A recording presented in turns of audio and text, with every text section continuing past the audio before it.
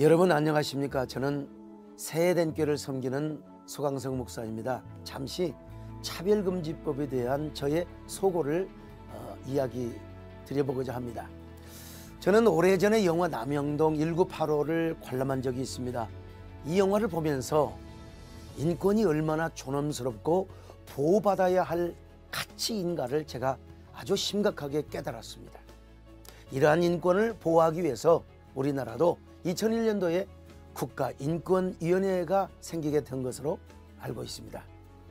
그동안 국가인권위원회가 대한민국의 인권신장에 참으로 기여를 했으며 또 인권 선진국으로 발돋움하게 하는데 정말 큰 기여를 한 것은 사실입니다. 그리고 최근에 최영애 국가인권위원장님도 뵌 적이 있었는데요. 인간적으로 아주 따뜻하고 온화한 분이라는 사실을 제가 가슴 깊이 느꼈습니다. 그러나 그런 관계적 차원, 느낌을 떠나서 저는 국가인권위가 권고한 포괄적 차별금지법인 평등 및 차별금지에 관한 법률안을 반대합니다. 물론 저는 반대를 위한 반대를 하거나 또 교회 목사 입장에서만 반대를 하는 것은 결코 아닙니다. 저는 언제나 열려있는 사람이고 대화를 통해서 소통이 가능한 오픈된 목사입니다. 그리고 저는 동성애자들이 차별받지 않아야 한다는 그 근본적인 취지에도 동의합니다.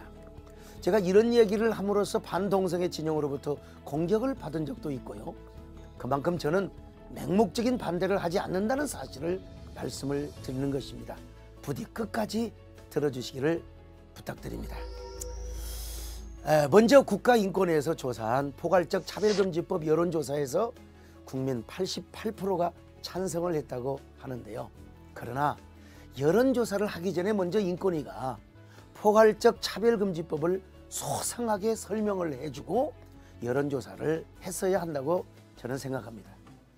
저는 많은 국민들께서 포괄적 차별금지법에 대한 어떤 좋은 선입견만을 갖고 또 여기에 대한 여러 가지 악법이고 부정적인 그런 요소를 모르기 때문에 찬성을 하지 않나 그런 생각을 한번 해보았습니다. 그래서 제가 어쩔 수 없이 유튜브로 차별금지법에 대한 설명을 하게 되었습니다.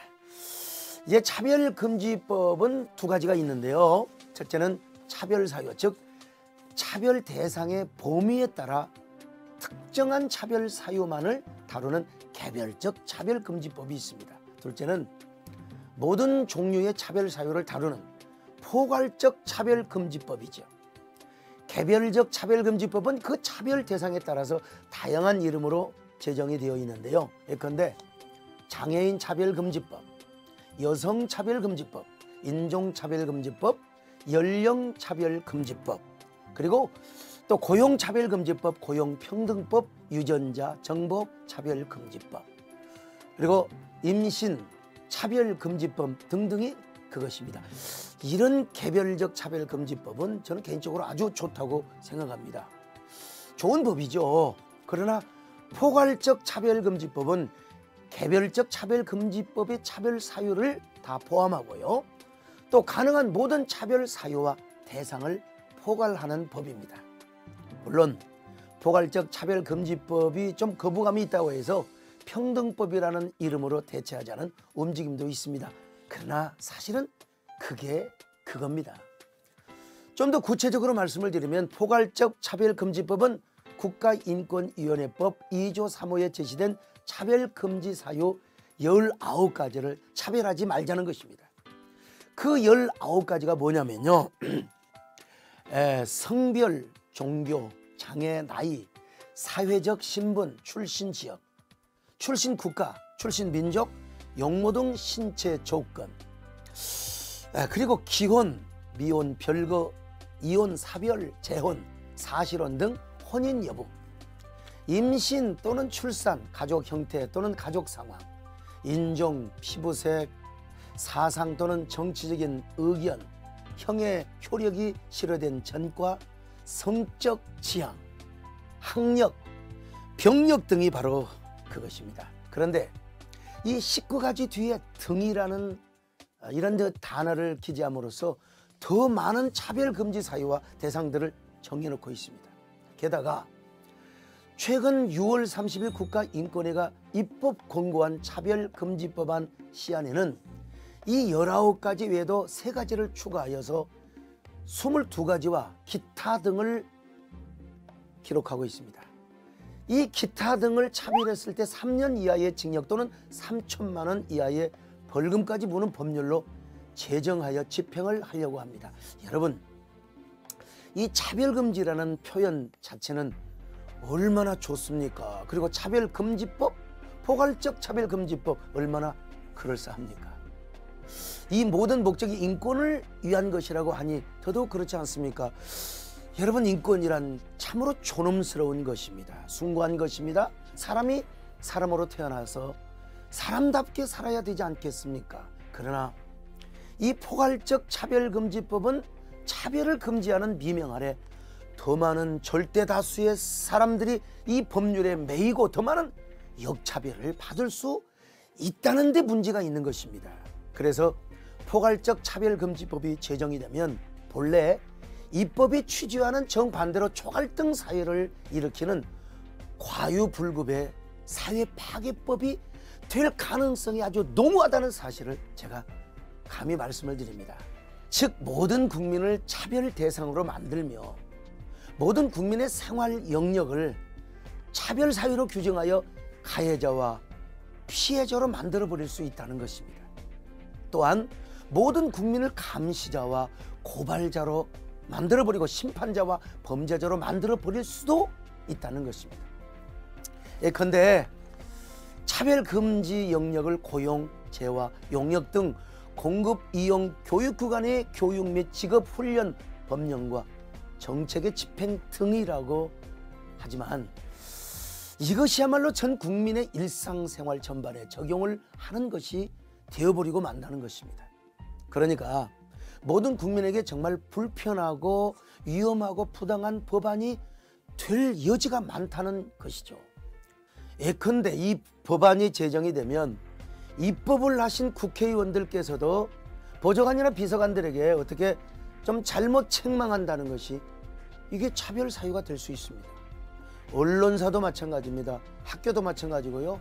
선생님이 너무 제자를 사랑해서 그 비만의 애한테 야, 선생님이 걱정된다. 너 너무 많이 먹지 마. 비만 때문에 걱정이 돼.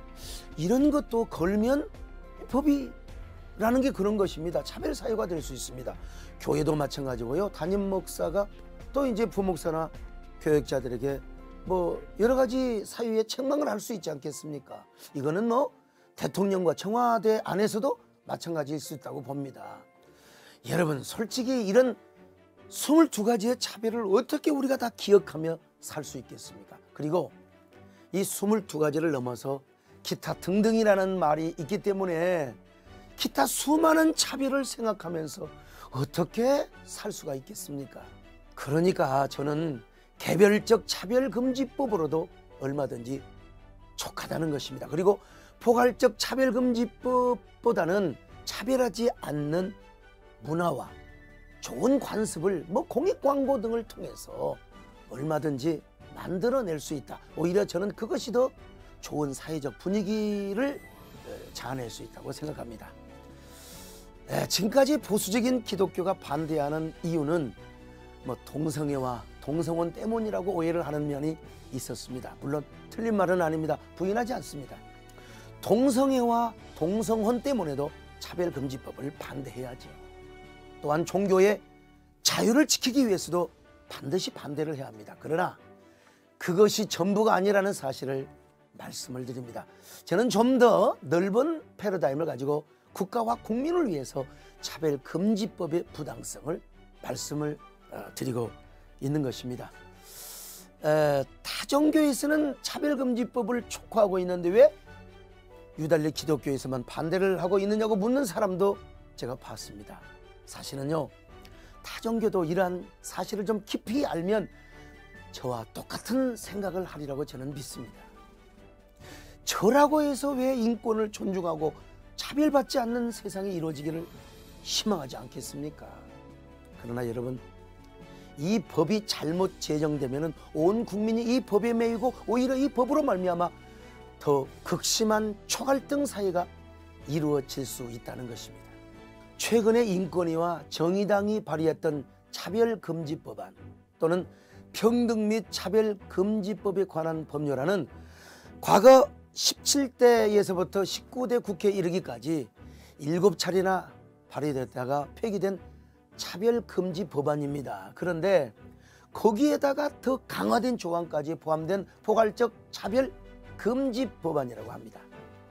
그렇기 때문에 더 위험천만한 초갈등 불합법이 되지 않을까 심히 염려를 하고 있는 것이죠. 이미 유럽과 남미 및 몇 나라가 포괄적 차별금지법을 만들어 시행하다가 그 폐해들 때문에 지금은 엄청난 후회를 하고 있다는 이야기를 여러분은 들어보신 적이 있습니까? 그래서 지금은 그 나라에서 차별금지법의 예외 조항을 두고 단서 조항을 두는 운동을 지금 그런 법안 운동을 개진하고 있는 현실입니다. 제가 북유럽을 갔을 때도 확인한 내용인데요. 종교 지도자들이 지금은 많은 후회를 하고 있는 것을 제가 직접 목격했습니다. 그러므로 이 시점에서 우리 국가인권위원회뿐만 아니라 우리 정부와 국회가 잠깐 멈추며 좀 냉정하게 생각해 볼 필요가 있다고 봅니다. 과연 차별금지법은 무엇인가? 왜 차별금지법을 제정하려고 하는 것인가? 행여라도 차별금지를 핑계로 하여 헌법이 보장하는 국민의 기본권인 표현과 학문의 자유, 양심과 종교의 자유, 행복 추구권 등을 저해하지는 않는다. 더 많은 국민들에게 이해충돌과 역차별과 역평등과 불합리한 법적 처벌이 따르지는 않을 것인가. 이런 것들을 다시 한번 깊이 고민하고 생각해 봐야 한다고 생각합니다. 만약에 이런 법안이 국회에서 입법이 되어버린다면 먼저 입법자인 국회의원들부터 그리고 대통령과 아니 국민 한 사람 한 사람이 이르기까지 그 당사자가 되어 어쩌면 숨막히는 감옥 같은 삶을 살게 될 것입니다. 우리 사회는 어쩌면 철저한 감시와 고발과 처벌의 사회가 되어버릴 수도 있습니다. 그러므로 인권위와 국회 그리고 정부에서는 차별금지법을 특정 종교의 찬반 문제로만 국한하지 마시고요. 또 입법학회와 법학자들 또한 전문가들의 고견을 좀 들어보시며 차별금지법의 장단점을 알려야 할 필요가 있다고 저는 봅니다. 저 역시 우리 대한민국은 모든 사람이 평등하게 살아야 한다고 생각합니다. 저는 그렇게 확신하고 주장합니다. 이걸 누가 부정하겠습니까? 그러나 우리나라에는 이미 제정되어 시행되고 있는 이 개별적 사유의 차별금지법이 있단 말입니다. 저는 이것 가지고도 충분하다고 봅니다. 그런데도 포괄적 차별금지 사유와 영역과 유형과 처벌 조항까지 포함한 특별법으로 다수 국민을 역차별하고 압제하는 요소가 많이 있다고 저는 우려를 하고 있습니다. 이것이야말로 빈대를 잡으려다가 초가 삼간을 다 태우는 과유불급의 역차별법, 부자유법, 사회파괴법이 될 수가 있는 것 아니겠습니까? 그렇게 되면 온 나라가 심리적, 사회적, 종교적 내전 상태와 같은 초갈등 사회, 초갈등 국가가 될 수가 있습니다. 물론 저는 그러지 않기를 바라고 제가 좀 극단적인 표현을 썼는지는 모르겠습니다만은 아무튼 간에 국민의 기본권과 자유가 크게 제약을 받게 된 건 분명한 사실이고요. 국가와 국민 모두가 모든 생활의 영역에서 안팎으로 크게 위축이 되고 억압을 받을 수가 있습니다. 진정으로 차별이 없는 사회, 모두가 평등한 삶을 살게 하는 사회를 만들려고 한다면 거기에 상응한 개별적 차별금지법을 보완하거나 또 보완해서 만들면 저는 충분히 가능하다고 봅니다.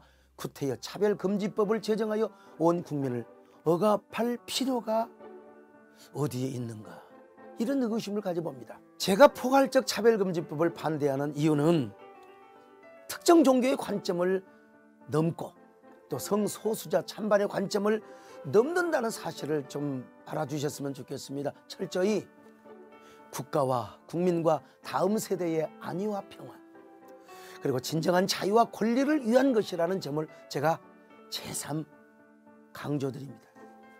또한 우리 모두가 가해자와 피해자와 고발자와 범죄자가 되는 악법을 피하고 우리 사회가 추구할 공공의 가치 구현을 이루지 않은 충정에서 반대를 하고 있는 것입니다.